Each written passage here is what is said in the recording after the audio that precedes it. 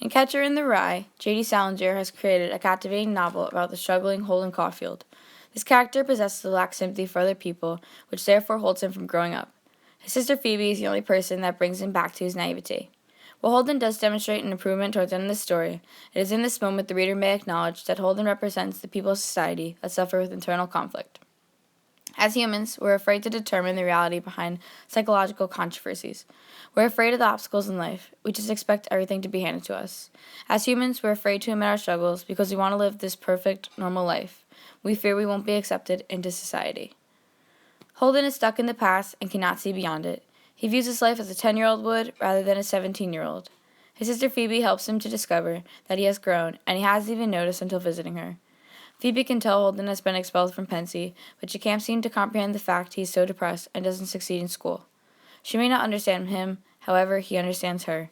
When Phoebe is on the carousel, Holden discovers there are times when kids hold on to certain moments. He says, "The thing with kids is, if they want to grab for the gold ring, you have to let them do it, and not to say anything. If they fall off, they fall off, but it's too bad if you say anything to them."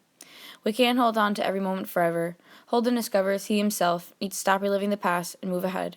In order to grow and develop, we need to let go and move forward, no matter how alarming the future may be. A person may experience internal trouble if he or she has too great of expectations. Holden frequently makes plans that are way too extravagant when he's feeling upbeat. For instance, in one scene, Holden tries to get a girl, Sally, to move to Vermont on a whim. When she refuses, he proclaims, "No, there wouldn't be. There wouldn't be oodles of places to go to at all. It'd be entirely different," I said. I was getting depressed as hell again. Holden becomes severely depressed. The trouble with this is that these arrangements aren't realistic, and he's brought down when they do not go accordingly.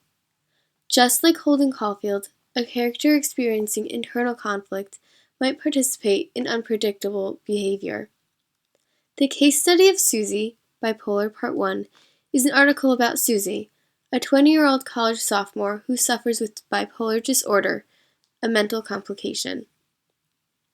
In this article, the author, Tabitha Cooper, explains, Susie has experienced 2 previous episodes of wild and bizarre behavior similar to what she is experiencing now, both altered with periods of intense depression. Susie's previous situations can relate to Holden Caulfield in the sense that they both experience extreme highs and extreme lows. In the comparison of these 2 characters, one can clearly infer that Holden is most definitely afflicted with a troubled mind.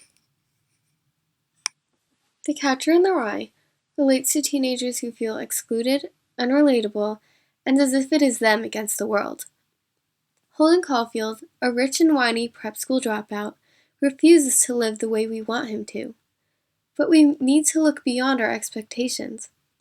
We should really see Holden Caulfield as a mentally ill teenage boy who cannot find his place in life and wanders about carelessly as he attempts to. Everyone experiences a time when they feel like they do not attain to a specific group. They feel like outsiders. When you find yourself in the midst of a battle with your own psyche, it's not easy and oftentimes goes unacknowledged. We act as if all of our conflicts and struggles in the world are caused by others. However, what we must realize is that we are the main cause of our struggles. We are so afraid to admit that. It's easy for us to instantly point fingers and blame others right away.